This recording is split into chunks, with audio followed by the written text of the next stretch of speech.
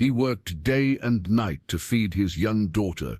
Life as a single father was a struggle to survive. But one evening he saw a woman with 3 children standing outside a store with a cardboard sign asking for food. He was barely making ends meet, but something made him stop. Enjoy the story. Sam's hands were shaking as he folded the last few dollars into his wallet. It was payday, if you could call it that. 2 part-time jobs, 14-hour days, and still the fridge was nearly empty. His 8-year-old daughter, Emma, had stopped asking for things. That hurt more than the bills. He worked mornings at a gas station and nights unloading trucks. No weekends, no luxuries, just survival. After his wife died 3 years ago, life collapsed into a tunnel of debt, exhaustion, and loneliness. He barely recognized the man in the mirror anymore. Tired eyes, unshaved jaw, clothes that hung too loose. That evening after his shift at the warehouse, Sam stopped by the grocery store. Not for much, just bread, milk, and maybe a box of cereal. Emma liked when it was on sale. As he stepped out of the store, juggling 2 bags, he noticed them. A woman crouched beside the exit, with 3 young kids pressed close to her. The oldest boy looked maybe 10. The little girl had tangled curls and clutched a torn, stuffed rabbit. The woman didn't speak, just held up a cardboard sign. Hungry. Anything helps. Sam's first instinct was to walk past. He wasn't cold, just numb. He knew how hard it was. He was still in it. There wasn't room to save anyone else. Not when you're barely keeping your own child warm. He reached his car, opened the door, then stopped. Something about the girl. Not her face. Her voice. He could almost hear Emma in her, the way she used to whisper when she was scared. He looked back. The woman was wiping her cheek, trying not to cry in front of her kids. Sam's hand closed on the plastic bag. Bread, milk, some apples. He didn't think, he just walked back and held it out. "Take this," he said. "I've been there." She looked up, startled.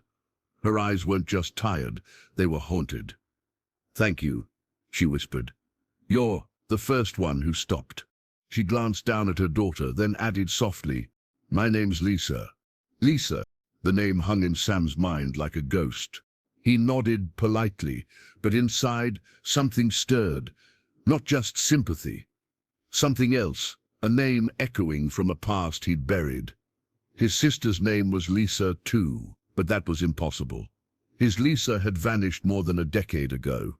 Ran away at 17, drugs, wrong crowd, one abusive boyfriend too many, and then nothing. Silence. He never found her. No one did. This woman, this Lisa, had different hair, different eyes. But trauma changes faces. Life hardens soft features. Could it be? "Do you have somewhere to stay?" Sam asked gently, trying to keep his voice even. Lisa shook her head. "Church shelter's full, we sleep in the van." "It's not much, but at least the doors lock." Sam hesitated. Everything in his life screamed, "Don't get involved." He didn't have space, he didn't have money, he didn't even have peace in his own heart. But that voice, that little girl's voice, still echoed in him. "Follow me," he said quietly. "I have a pull-out couch." Lisa looked stunned. "We won't be trouble, I promise." They followed him home. A tiny apartment above the gas station, bare walls, and second-hand everything. Emma was asleep, curled in a blanket on the couch. Sam tucked her in deeper before grabbing extra sheets. Lisa's youngest son, maybe 5, clung to her leg. "Mommy," he whispered, "is this where we live now?" "No, baby," Lisa said. "We're just visiting." But Sam saw the truth. She had nowhere else to go. That night, as the kids slept on the floor, wrapped in borrowed blankets, Sam sat across from Lisa at his kitchen table, nursing a cheap cup of instant coffee. They talked, guarded at first, then more openly. He told her about Emma, about working double shifts, about losing his wife. Lisa nodded slowly, staring into her mug. "You're stronger than you think." Then she added something that froze his spine. "You always were." Sam's breath caught. "What?" Lisa looked up slowly. Her eyes were wet, afraid, familiar. She whispered, You don't recognize me, do you, Sam? For a moment, time folded in on itself. Sam stared at her, really stared. The curve of her jaw, the way she held her coffee with both hands. That nervous habit of twisting the hem of her sleeve. His sister used to do the same thing before every spelling test, every school recital. "Lisa?" he said hoarsely, his voice barely a whisper. She nodded. Tears now ran freely down her cheeks, silent and heavy. "I didn't know if I'd ever see you again," she said. "Not like this." His heart pounded, racing between anger and disbelief. "Where did you go? We looked for you. I thought you were dead." Lisa lowered her head. "I wanted you to think that." Those words hit him like a slap. "I was ashamed," she continued. "Ashamed of how I left, of who I became. I thought if I disappeared, it'd be easier for everyone. I didn't deserve to come back." Sam stood up, backed away from the table like the ground might give way beneath him. "You had a family, Lisa. Me. Mom. Dad. We weren't perfect, but we needed you. I needed to survive," she said, "and the only way I knew how was to run." They sat in silence for a long time, the hum of the refrigerator the only sound in the room. Then Sam finally asked, "Those kids?" Lisa wiped her eyes. "They're mine.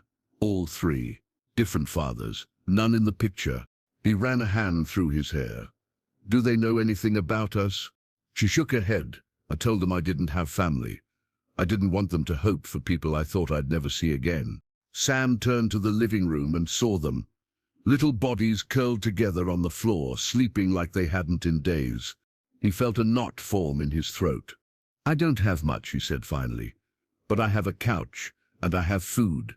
And if you're willing to stay, maybe we can figure the rest out together."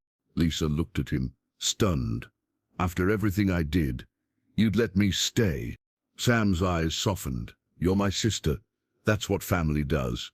The days that followed weren't easy.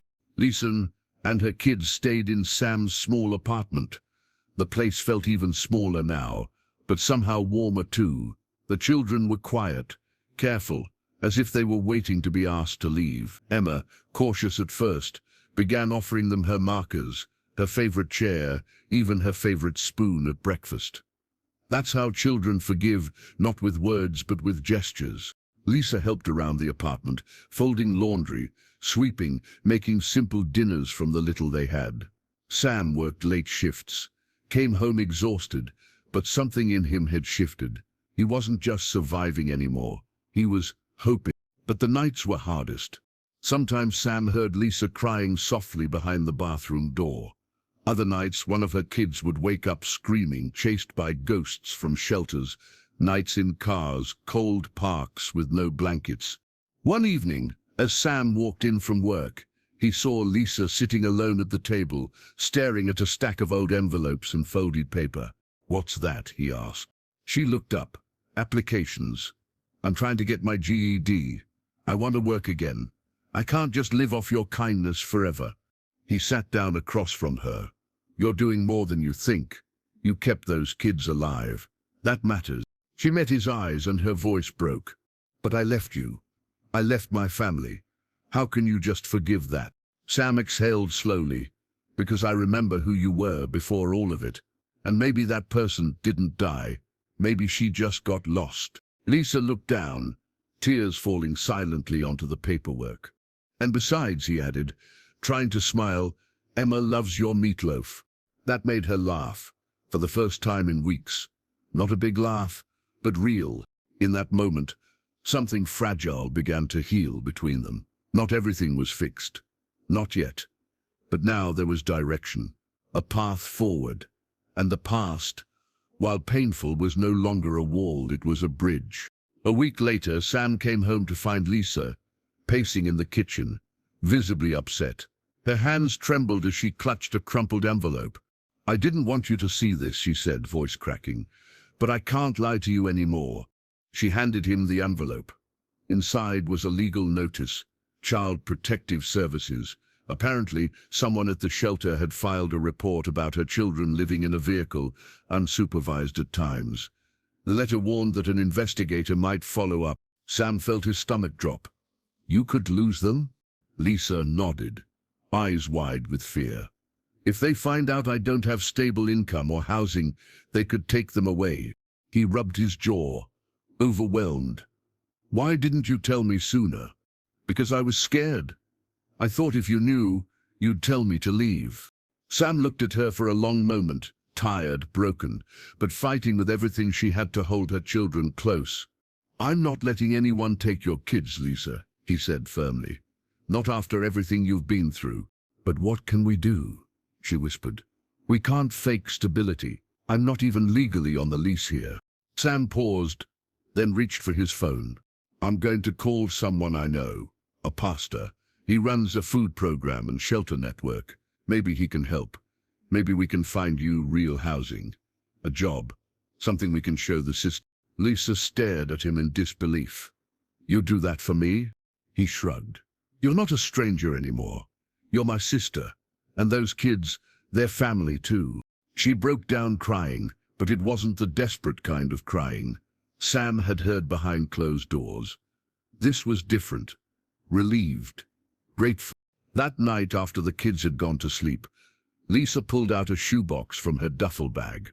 Inside were scraps of memory, an old photo of her and Sam on bicycles as kids, a hospital bracelet, a folded drawing that said, "Come home soon, Mommy," in crayon. I carried this everywhere, she said softly. Even when I hated myself, I still needed to believe someone would find me. Sam looked at her and whispered, maybe you didn't need to be found. Maybe you just needed someone to stay. By the following week, things were already in motion. Pastor Green, an old friend of Sam's late wife, visited the apartment. He listened more than he spoke, nodding as Lisa explained her situation. No judgment, no shame, just quiet understanding. The kind people forget exists in this world. I've seen stories like yours, the pastor said softly, but not many where the family finds its way back together. You have something rare here. He helped them apply for temporary housing through a women and children program the church supported. The wait list was long, but not impossible. He also offered Lisa part-time work helping in the church food pantry. Nothing fancy, just sorting cans, handing out bags. It wasn't much, but it was something real. Meanwhile, Sam met with a legal advocate who specialized in family reunification. She helped them begin the paperwork to get Lisa's name officially added to his lease. Small steps, but each one was a brick laid on solid ground. At night, the little apartment filled with quiet laughter. Emma taught Lisa's daughter how to braid hair. The older boy, Marcus, helped Sam change the oil in his car. The youngest, Liam, fell asleep on Sam's chest during late-night cartoons, as if he'd belonged there all along. But with each new day came small fears. Lisa was still waiting for the CPS follow-up. Still glancing out the window when a car slowed near the curb. Still afraid to believe this might last. One morning, Sam found her sitting at the table in the dark, hands wrapped around an empty mug. I don't know how to be normal anymore, she whispered. Every time I feel happy, I flinch, like it's borrowed time. He sat beside her. Maybe this is our chance to learn together, he said. Not perfect, just present. Lisa looked at him with tears in her eyes. You make it sound so simple. It isn't, he replied, but it's worth it.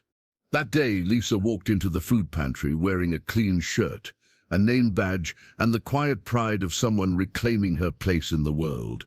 Not with fanfare, but with dignity. 2 months later, the apartment looked different. Same walls, same furniture, but now it felt lived in, alive. Drawings were taped to the fridge. A calendar with color-coded job shifts hung beside the door. There were noise and dishes and mismatched socks on the floor, the mess of real life, of family. Lisa had settled into her part-time role at the food pantry and picked up evening GED classes at the community center. She walked with her shoulders straighter now. She laughed more. The kids were growing, healing. Marcus no longer asked, "Are we leaving soon?" He started asking, "Can I stay over at Emma's school too?" Sam still worked both jobs, but it was different now. When he came home, there were voices waiting, not silence. And then came the visit. A caseworker from Child Services knocked on the door one rainy afternoon. Lisa opened it, holding her breath. But this time, she didn't face the woman alone. Sam stood behind her, one hand steady on her shoulder. The visit was short, just a check-in.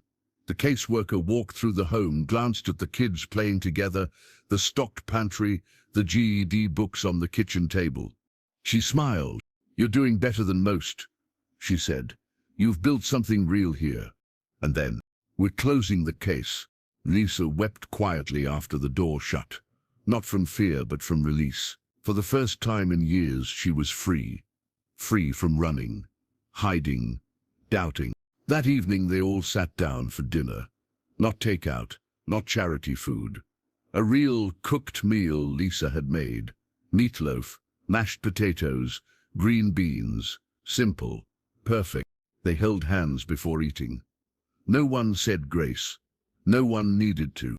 After a long silence, Lisa whispered, "I thought I lost everything, but I was wrong. I didn't lose my family. I just hadn't found it yet." Sam looked around the table at Emma, smiling at her new cousins, at Lisa, stronger than she knew, at the flickering candle between them all. "You were never really gone," he said. "You were just on your way back. Sometimes the ones we think are lost aren't gone forever. They're just waiting for someone to see them, believe in them, and stand beside them." If this story moved you, subscribe for more powerful true life stories that prove love doesn't give up. It holds on and builds something better. And in the comments, tell us, what would you have done in Sam's place?